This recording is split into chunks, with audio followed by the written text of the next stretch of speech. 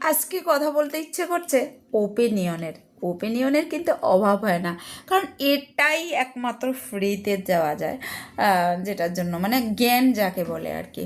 মানে আপনি পাতলা হলেও কারো না কারোর সমস্যা, মোটা হলেও সমস্যা। আমি যখন একটু মোটা হয়ে যাই সবাই বলে "এ মোটা হয়ে গেছিস, কিসের এক্সারসাইজ করিস, মোটা হয়ে গেছিস"। এবার ধরুন একটু পাতলা হয়ে গেলাম, এবার নাকি আমি কালো হয়ে গেছি। কোথায় যাই বলুন তো, ওপিনিয়নের কিন্তু অভাব নেই, যেটার উপরে আমাদের কোনো কন্ট্রোলও নেই, তাই না? ওপিনিয়ন লোকে দেবেই, আপনি ভালো থাকলেও ওপিনিয়ন দেবে, খারাপ থাকলেও ওপিনিয়ন দেবে।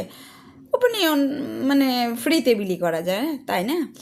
তো যেটার উপরে আমাদের কন্ট্রোল রয়েছে সেটা হচ্ছে গিয়ে ওপিনিয়নের সাথে রিয়াকশান দেওয়া। তো আমরা অনেকেই আছি এসব রিয়াকশানগুলিকে পাত্তাই দিই না, আবার অনেকের একটু মনটা খারাপ হয়ে যায়।